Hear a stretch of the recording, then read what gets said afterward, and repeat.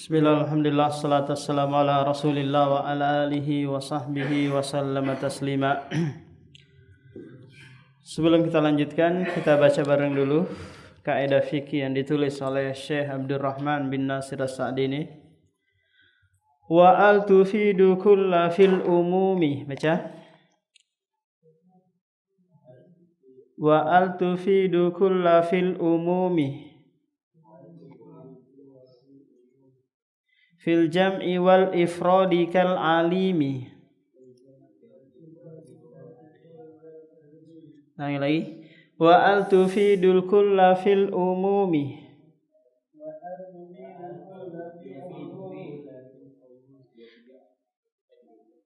Wa al tufidu kulla fil umumi. Fil jam'i wal ifradi kal alimi. Wan nakiratu fi siyakin nafi tutil umuma aw siyaqin nahi. Wan nakiratu fi siyakin nafi tutil umuma aw siyaqin nahi. Kadzaka man aw ma tufidani ma'a kullal umumi ya akhi fasma'a. Kadzaka man wa ma tufidani ma'a kullal umumi ya akhi fasma'a. Wa misluhul mufradu idh yudafu fafham hudita rushda ma yudafu. Wa misluhul mufradu idh yudafu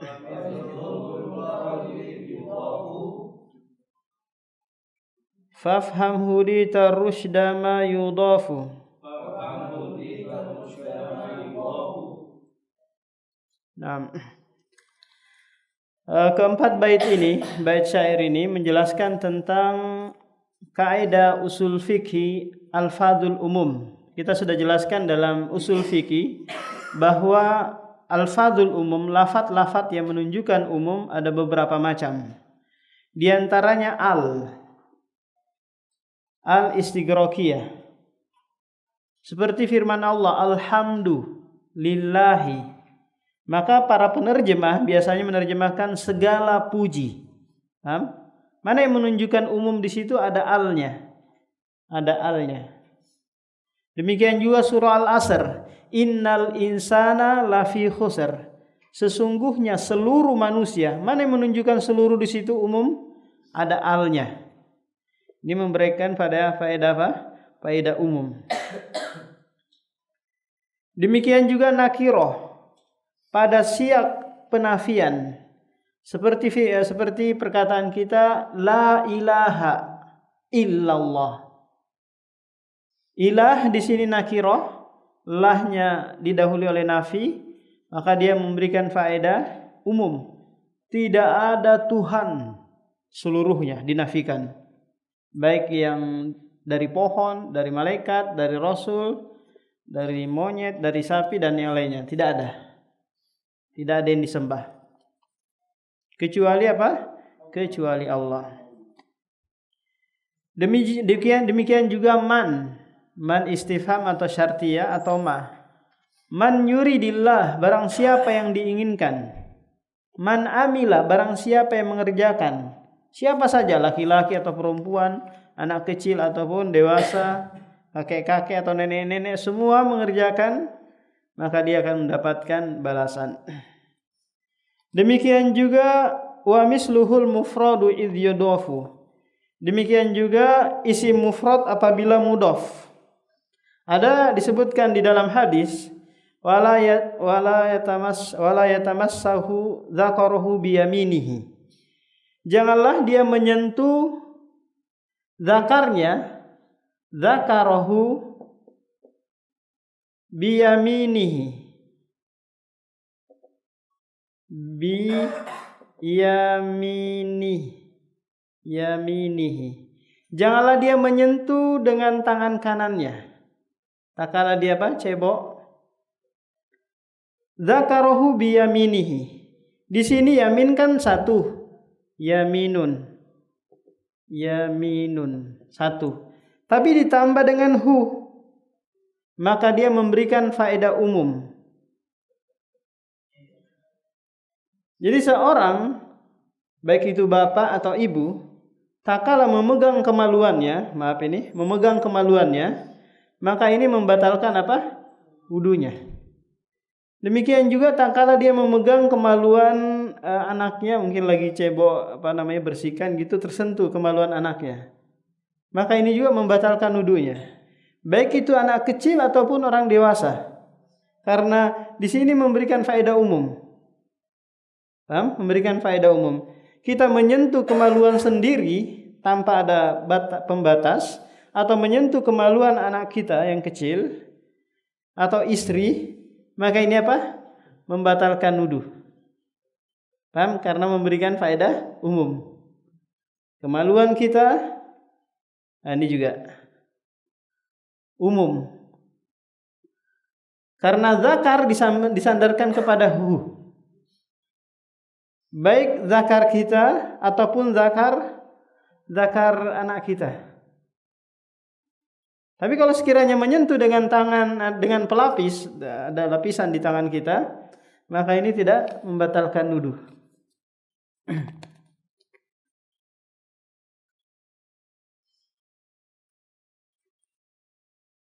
Kemudian bait berikutnya, wala yatimul hukmu hatta tajtami kullu syuruti wal mawani utartafi. Ini kaidah fikhiyah, bisa diterapkan dalam segala hal. Kaidah la yatimul hukum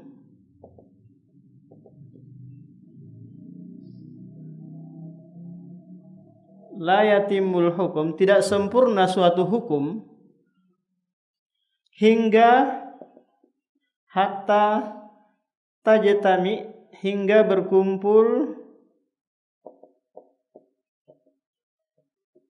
syurut, berkumpul segala syarat-syaratnya, wa tanfi, dan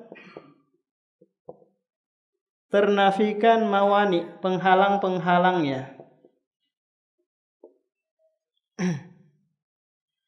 Contoh, seorang mau sholat, maka syaratnya apa? Syaratnya dia wudu, syaratnya dia menutup aurat, syaratnya dia menghadap kiblat, berdiri. Paham? Ini harus terkumpul semua dulu, barulah sempurna hukum ibadah tersebut, yaitu apa? Menunaikan kewajiban. Dan ternafikan mawani, penghalang-penghalangnya. Apa itu? Mungkin kita menggunakan air yang najis, mungkin baju kita ada suatu hal yang najis, atau badan kita, atau tempat sholat kita. Ini terangkat dulu semuanya, barulah bisa bersempurna hukum sholat tersebut. Demikian juga kita memponis seseorang, ini ahlul bid'ah, ini pelaku bid'ah. Apakah ini bisa menjadi sempurna? Kapan itu? Kalau terpenuhi syarat-syaratnya. Syaratnya mungkin pelaku bid'ah yang kita mau ponis tersebut, dia harus iqamatul hujjah. Syaratnya sudah ditegakkan hujjah kepadanya, sudah dijelaskan. Ya akhi, maulid itu bid'ah, ini dalilnya. Berdasarkan hadis Al-Quran dan hadis. Sudah dipenuhi ini, sudah dijelaskan tentang kebenaran kepadanya. Akan tetapi ada mawani di sana, ada penghalang mungkin. Apa itu? Ada syubhat di kepalanya. Orang Indonesia banyak yang melakukan, jutaan orang melakukan maulid di Indonesia, kok diharamkan, kok dibid'ahkan? Nah, ini nggak boleh diponis. Kenapa? Karena masih ada penghalang, yaitu apa? Syubhat di kepalanya. Demikian juga pelaku maksiat. Ini ahlu neraka ini. Padahal antum belum menjelaskan kepadanya apakah perbuatan dia itu adalah suatu hal yang melanggar. Mungkin saja dia mengerjakannya karena nggak tahu, karena nggak ada yang menjelaskannya. Berarti belum terpenuhi syarat, belum terangkat penghalang. Ya, belum terangkat penghalang.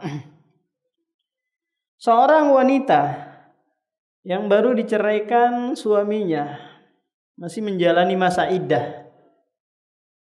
Terus ada seorang laki-laki mengatakan, "Ya akhi, ya ukhti, saya mau menikahimu." Enggak bisa, enggak sempurna hal ini.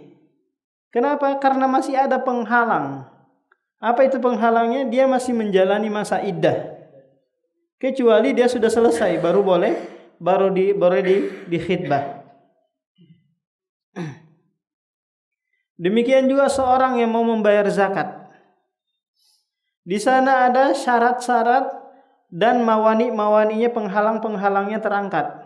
Contoh, dia punya harta 100 juta. Paham? Tapi 70%-nya adalah uang bank. Berarti apa? Belum memenuhi syarat dan ada penghalang, yaitu apa? Uang haram. Ada penghalang, yaitu uang haram. Maka hukum kewajiban belum lagi sempurna kepada orang tersebut, yaitu hukum wajib zakat. Contoh lagi, ada orang mau berhaji, tapi dia menggunakan utang atau arisan haji. Pernah dengar arisan haji? Nah, ngumpulin mungkin beberapa orang sekian juta 1 bulan, nanti keluar namanya, dia naik haji duluan. Maka belum sempurna kewajiban haji kepadanya. Kenapa? Karena ada penghalang, ada syarat yang belum terpenuhi, yaitu apa? Kemampuan. Dia belum mampu. Ada tanggungan, yaitu utang. Karena ini titipan saja sementara bagi dia. Maka ini apa? Belum sempurna kewajiban haji kepadanya. Wa ma ata bima alaihi min amal qad istahaqqa ma lahu alal amal. Nah, ini kaidah yang berbunyi idza addama alaihi wajab. Ini kaidah yang berbunyi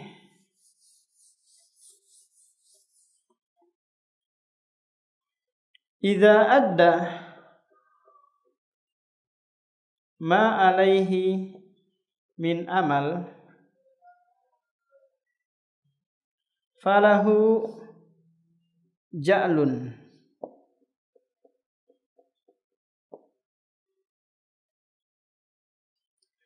Apabila dia telah menunaikan suatu amalan, maka baginya ja'lun, yang dijadikan, yang digajikan, yang dijanjikan. Ini dalilnya dalam surah An-Nahl ayat 90, 96, 97. Ini dalilnya dalam surah An-Nahl. An-Nahlu ayat 97. Allah berfirman di sana, "Man amila sholihan min dzakarin aw unsa wa huwa mu'min, falanuhyiyannahu hayatan thayyibah wa lanajziyannahum bi ahsani ma kanu ya'malun." Barang siapa yang melakukan amalan soleh dari kalangan laki-laki ataupun perempuan sementara dia beriman, maka kami akan berikan kehidupan yang baik di dunia dan balasan yang baik pula di akhirat. Coba lihat, ada gaji, ada pekerjaan. Kapan gaji ini bisa diraih di dunia dan di akhirat? Tak kala dia memenuhi kewajibannya. Apa itu? Melakukan amalan soleh yang didasari oleh keimanan. Tapi kalau dia melakukan amalan soleh tanpa didasari keimanan, maka tidak ada gaji baginya. Tidak ada pahala dan kehidupan yang baik baginya di dunia. Kalau ada seseorang mengatakan kepada tukang ataupun karyawan, "Kamu kerja di sini selama 1 bulan, saya gaji 3 juta." Paham? Apakah pekerjaan ini kepada orang tersebut terikat dengan bulan ataukah pekerjaan? Nah, coba apa? Terikat dengan bulanan atau pekerjaan? Bulanan. Ada atau enggak ada kerjaan, maka dia harus memberikan gaji kepadanya. Paham? Kalau sekiranya terikat dengan pekerjaan, maka selesai pekerjaan dapat gaji. Enggak selesai pekerjaan, maka enggak dapat gaji. Atau yang dikenal dengan apa? Borongan ya Pak Deng ya? Iya. Kamu borong rumah ini, saya kasih kamu 50 juta. Selesai rumah ini, maka dapat gaji. Enggak selesai, enggak dapat gaji. Meskipun itu setahun atau 2 tahun. Karena ini terikat dengan apa? Dengan pekerjaan. Kalau terikat dengan waktu, begitu sampai waktunya harus diserahkan gajinya. Demikian juga seorang yang membuat sayembara. Barang siapa yang mendapatkan kakek saya yang lagi hilang, maka saya kasih uang 100 juta. Apakah ini terikat dengan waktu atau pekerjaan? Pekerjaan. Begitu dia mendapatkan kakeknya, maka dia dapat gaji. Meskipun itu 1 hari, 2 hari, atau 3 hari, atau 1 bulan. Nah ini perlu diperhatikan ini. Antum harus siasatin juga tak kala antum mengambil suatu karyawan atau pekerjaan. Antum mau ngasih dia harian atau borongan. Kan gitu ya. Kalau kiranya ini bagi antum menguntungkan borongan, maka kasih borongan. Kalau ini menguntungkan antum harian, maka kasih harian. Terkadang tukang juga mensiasati, kalau sekiranya harian, dia buat kerjaan itu yang seharusnya 1 hari, dia buat apa? 3 hari, 4 hari. Nah, ini butuh pengawasan yang seperti ini kan, biar tidak ada yang dirugikan.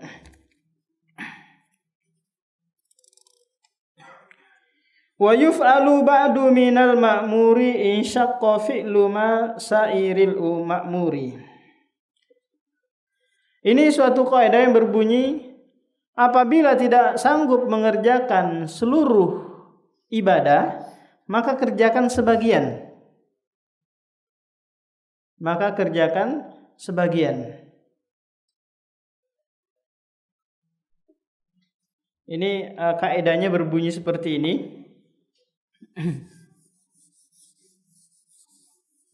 Baik dalam perkara ibadah atau perkara dunia ini. Ma la yudraku kullu, ma la yudraku kullu,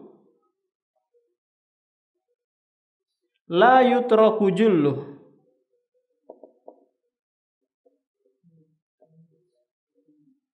Jullu. Apa yang tidak bisa diraih seluruhnya, jangan ditinggalkan seluruhnya. Paham? Apa yang tidak bisa diambil seluruhnya, jangan ditinggalkan seluruhnya. Ini dalam hal pekerjaan, muamalah, ataupun dalam hal ibadah. Contoh seperti ini, kalau kita nggak bisa kerjakan borongan seluruhnya, maka mungkin separuhnya.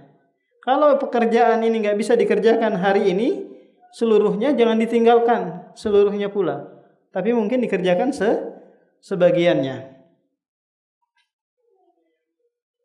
Jadi tak kala Rasulullah SAW menghadiri pemakaman jenazah sahabat, Rasulullah ini nggak bisa mengerjakan semua, yaitu mengubur, memasukkan tanah ke dalam liang lahat.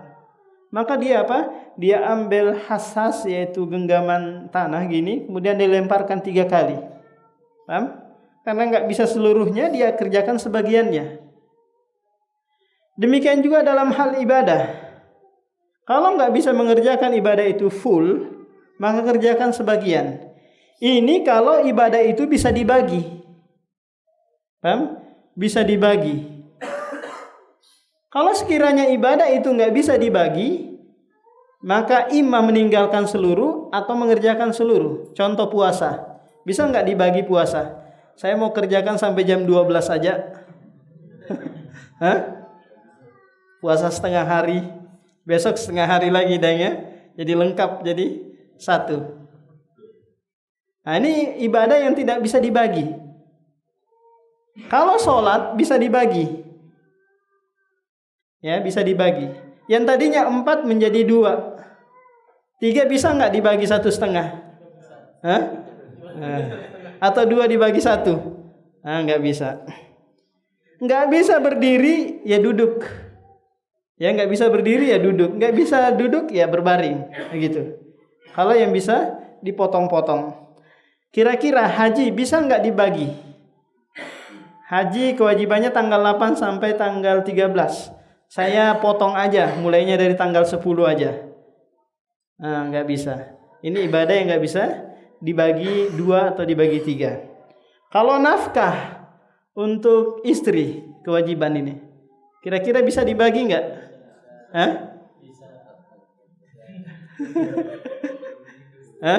Dibagi 2, mungkin dibagi 3. Karena nggak bisa. Taruhlah kewajiban istri nafkahnya 100.000. Karena nggak bisa dikerjakan seluruhnya, dikasih 50.000. Karena mungkin ada simpanan untuk yang lainnya kan, untuk kebutuhan yang lain. Kira-kira bisa? Iya bisa. Karena nggak bisa full ya setengahnya. Kalau nggak bisa setengahnya ya sepertiganya. Seperti itu.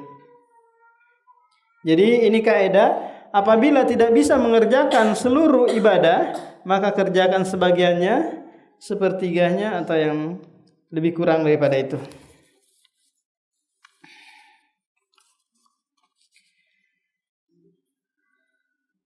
Wa kullama nasha'a 'anil ma'dzuni fadzaka amrun laisa bil madmuni. Ini kaidah yang berbunyi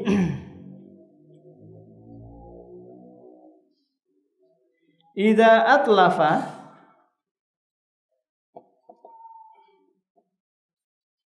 idza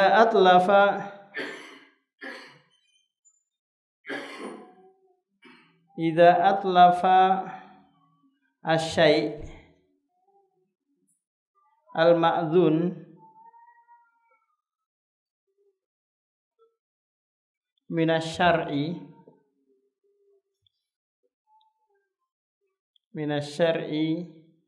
la yudmanu. Apabila merusak sesuatu yang telah diizinkan oleh syariat, maka tidak ada denda. Nih, apabila merusak sesuatu yang sudah diizinkan oleh syariat, maka tidak ada dendanya.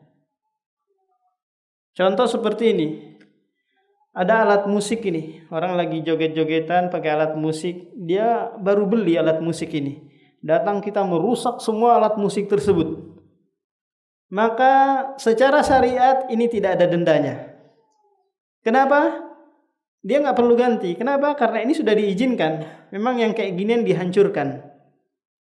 Mungkin ada orang yang nyembah patung di pinggiran sini, kemudian datang kaum muslimin menghancurkan patungnya, memotong pohonnya, padahal patung tersebut ratusan juta dia belikan. Maka apa? Secara syariat ini tidak ada denda. Dia tidak perlu mengganti. Kenapa? Karena sudah diizinkan oleh syariat kita untuk menghancurkannya. Demikian juga ada tempat pelacuran. Kilo 17 kita datang ke sana, kita bakar semua, hancurkan semua pondok-pondok di sana itu tempat berzina, maka secara syariat ini tidak ada dendanya. Tapi kira-kira secara ini undang-undang ada nggak dendanya nih? Secara hukum ada, karena merugikan orang lain ya. Tapi ini yang sering diterapkan oleh FPI ya. Datang ke bulan Ramadan biasanya hancurkan tempat karaoke, tempat bar-bar itu. Nah, ini diizinkan memang secara syariat. Tapi perlu diperhatikan di sana antara maslahat dan mudarat. Ingkarul mungkar, mengingkari kemungkaran, haruslah memperhatikan maslahat dan mudarat. Jangan-jangan dengan satu kemungkaran yang kita hilangkan, muncul kemungkaran yang lebih besar. Paham? Ini yang perlu diperhatikan ini. Karena tujuan mengingkari kemungkaran itu immah menyedikitkan atau menghilangkan. Paham? Ada seorang yang berzina di sana, membuka lokalisasi. kita hancurkan, mungkin dia akan bertambah banyak, diizinkan pemerintah membuka sana sini. Maka ini lebih baik nggak usah dikerjakan. Kenapa? Karena hilang hikmah dari ingkarul mungkar. Makanya orang-orang yang tergesa-gesa di dalam melakukan hal ini, yang terjadi adalah apa? Bukan malah berkurang kemungkaran tersebut, malah menjadi-jadi. Seperti bom yang ada di di Bali sana. Itu bukan malah hilang atau habis, tapi bertambah banyak, tambah besar. Maka perlu diperhatikan antara kemudorotan yang lebih besar yang akan muncul tak kala diingkari kemungkaran tersebut. Contohnya ada tak kala Ibnu Taimiyah melewati gerombolan orang-orang Tatar lagi minum-minum khamar, minum-minum mabuk-mabuk itu. Ibnu Taimiyah berjalan dengan sahabatnya. Kok Ibnu Taimiyah ini enggak mengingkari orang yang mabuk-mabuk ini? Padahal ini kan kemungkaran. Terus ditanya sama muridnya, kenapa engkau ya Syekh enggak mengingkari ini, lagi minum-minum ini? Kalau saya ingkari, dia tidak minum gitu, dia akan pergi ke penduduk-penduduk kaum muslimin untuk mengambil, menumpahkan darah kaum muslimin. Tapi kalau dia mabuk sesaat, dia akan hilang dari kegiatan jahat seperti itu. Coba lihat, Ibnu Taimiyah mempertimbangkan antara kemudaratan yang lebih besar, ya, yang akan muncul kalau sekiranya kemudaratan yang kecil ini diingkari. Wa kullu hukmin da'irun ma illati wa huwa allati qad aujabat syar'iyyati. Ini kaidah yang berbunyi al-illatu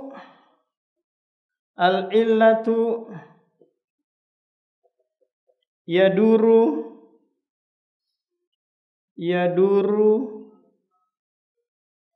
ma'al hukmi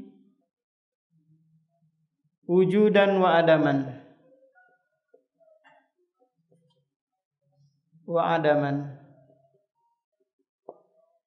Alasan atau sebab itu pasti berada pada hukum. Ada atau tidak adanya. Ada alasan atau sebab, maka ada pula hukum. Tidak ada alasan, tidak ada sebab, maka tidak ada pula hukum. Contoh, alasan diharamkannya khamar apa? Karena memabukkan. Paham? Alasan diharamkannya khamar karena apa? Memabukkan. Kalau sekiranya ada suatu cairan yang tidak memabukkan, maka tidak ada hukum keharaman. Kalau sekiranya ada yang aneh, contoh, ada orang minum 1 tong gitu nggak mabuk-mabuk, kira-kira menjadi halal nggak khamar tersebut? Tidak, karena kaidah berbunyi an-nadir la hukmalah. Suatu hal yang jarang itu tidak ada hukum baginya.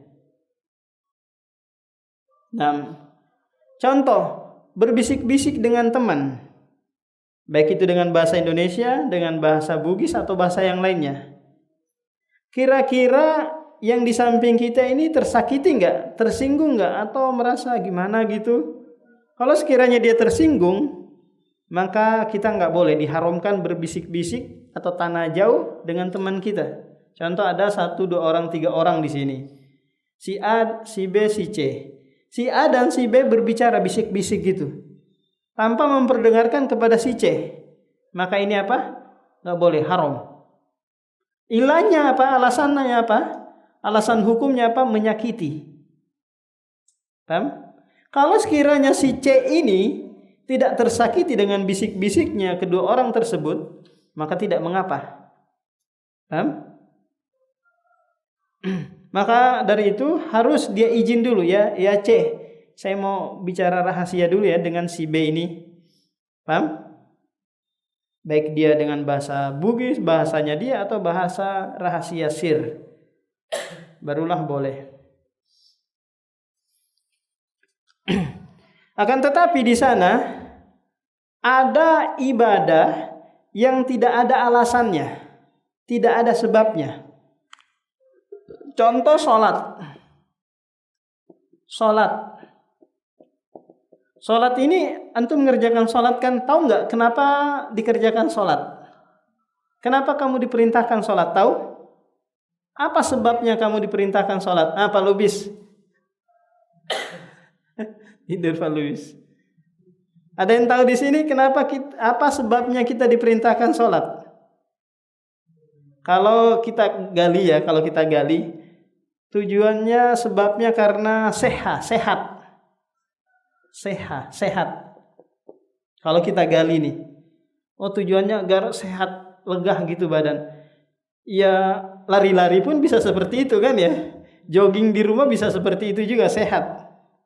Nah, karena ini nggak ada alasan atau sebab kenapa diwajibkan sholat, maka dia tidak boleh dikiaskan kepada yang lain. Contoh lagi, zakatun. Ada yang tahu sebabnya diwajibkan zakat? Kalau sekiranya ada yang tahu, nanti bisa dikiaskan dengan hal yang sama. Contoh kita kasih kita buat dulu. Zakat sebab kewajibannya adalah untuk memberikan sesuatu kepada orang miskin. Agar memberikan sesuatu kepada orang miskin. Kalau gitu nggak perlu pakai uang, bisa pakai yang lain kan ya? Pakai rumah, pakai motor, pakai apa saja yang menyenangkan bagi orang miskin. Akan tetapi zakat ini nggak ada apa? Nggak ada alasan, nggak ada sebabnya kita melakukan. Ini yang dikenal dengan ibadatu mahdhah. Ibadah mahdhah ini tidak ada alasan, tidak ada sebab kenapa kita diperintahkan melakukan itu. Sehingga tidak bisa dikiaskan, harus mengerjakan itu.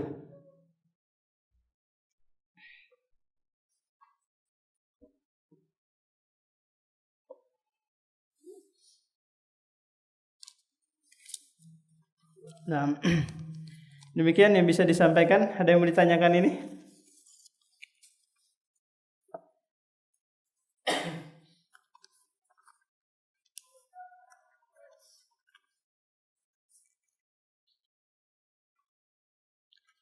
Nah, kita cukupkan. Subhanakallah wa bihamdika, asyhadu an la ilaha illa anta, astaghfiruka.